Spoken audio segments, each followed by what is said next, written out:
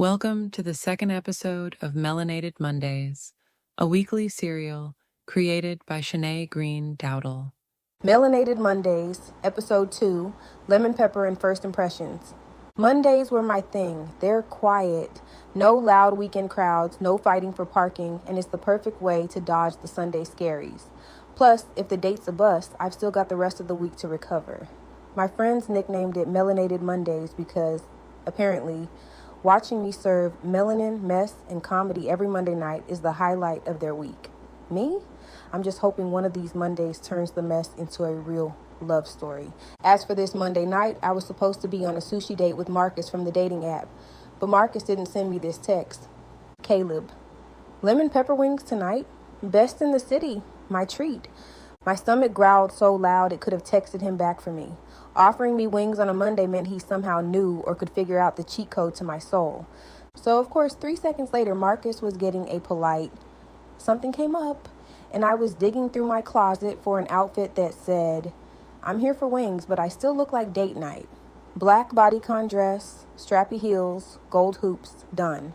Caleb was a dating app find. He and Marcus were a few of the decent ones in my 6-month streak on Swipe Society.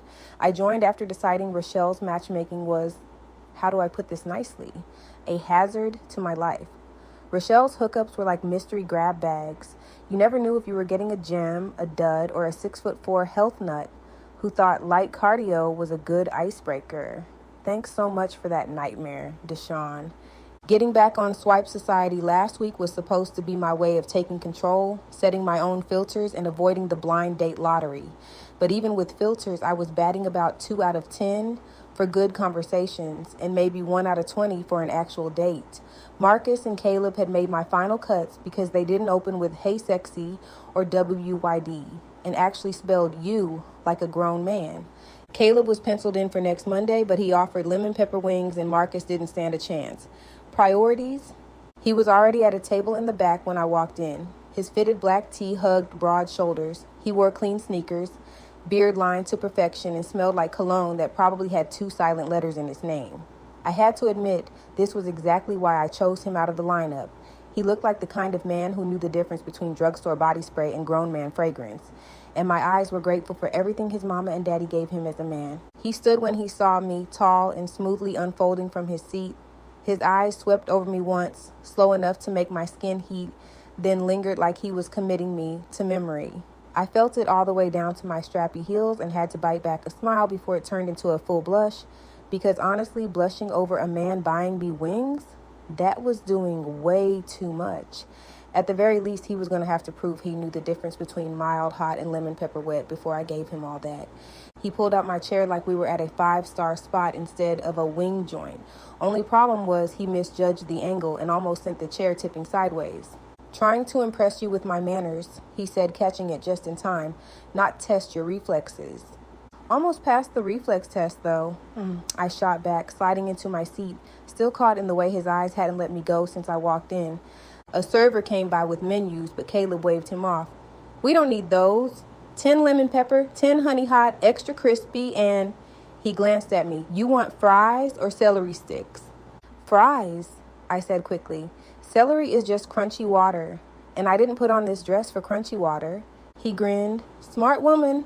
Make it fries, cheese on the side," he told the server, then leaned back in his chair.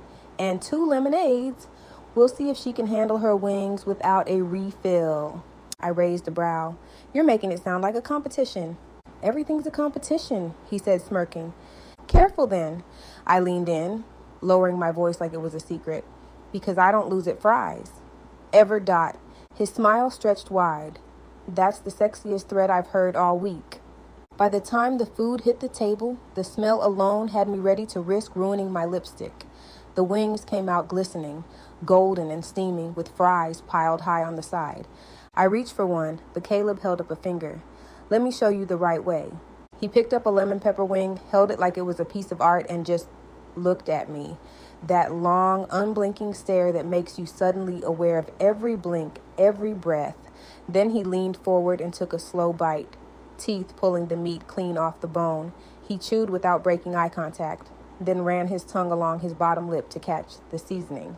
My brain went fuzzy. All I could think was, sir, this is a wing spot, not a private freak show. Am I supposed to laugh, blush, or write you into my will? He did it again. Bite, chew, lick, and my laugh slipped out.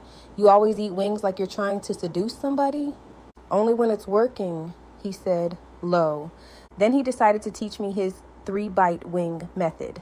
On the first demo, a crumb of lemon pepper flew right onto my dress. It's cute that he's showing me. But also, sir, you didn't cook the wings and this is not Top Chef. So naturally, I had to prove I could do it too. I picked up my own wing, gave him my best smirk, and took a slow, dramatic bite, only for the sauce to go rogue. A lemon pepper crumb ricocheted off my lip, and a streak of honey hot smudged right across his sleeve. My soul left my body. Wow, I muttered, grabbing napkins like I was applying for a part-time janitor gig. Guess I failed the audition. Caleb just chuckled, slow and deep, dabbing at his sleeve with zero panic. You call that a fail? Looked more like foreplay to me. Sir, did you just make my hot wing humiliation sound sexy? I wanted to crawl under the table and live there until closing, but his grin and the way his eyes lingered like he just caught me doing something I couldn't take back turned my mortification into a full-on blush. We continued eating, and by the time the basket was empty, we were tallying wins. All right, I said, licking lemon pepper from my finger. I clearly won fries in presentation. All my fries are gone, and yours are still sitting there like they're waiting on an Uber. I get you on the fries, but presentation, though, Caleb laughed. You wore half your wings on your fingers and lips, Nia, both of which made me wish I were a napkin. I narrowed my eyes, fighting a smile. And you wore yours on your beard, so that's a tie. But fries were all me. I don't miss.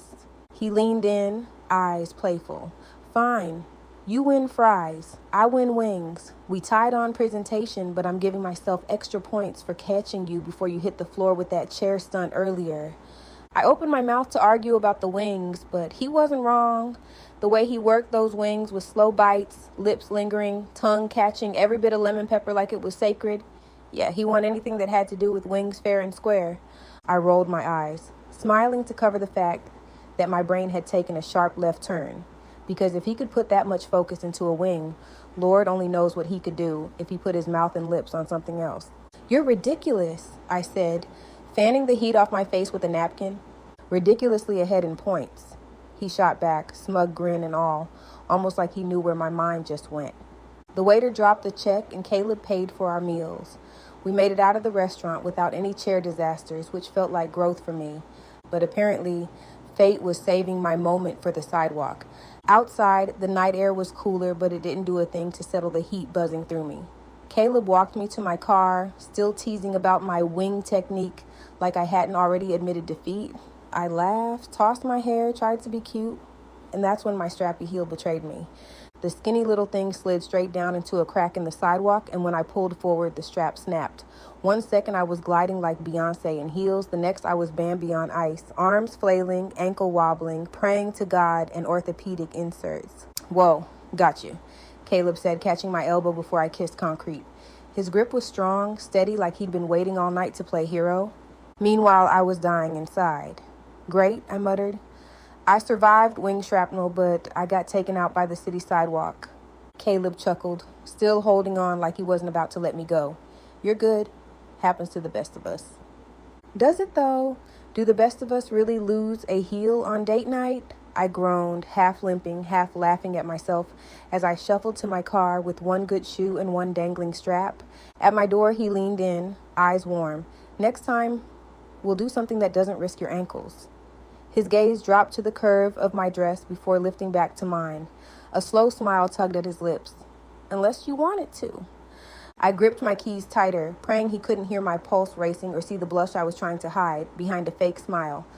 Guess we'll see if you get a rematch. Then I slipped into my car. Well, more like shuffled into my car, thanks to my busted heel. As I drove off, DeShawn's easy laugh from last week replayed in my mind, mixing with Caleb's slow wing game tonight. So, who's snatching the second date crown? Team DeShawn or Team Caleb? Drop your vote. I'm taking notes.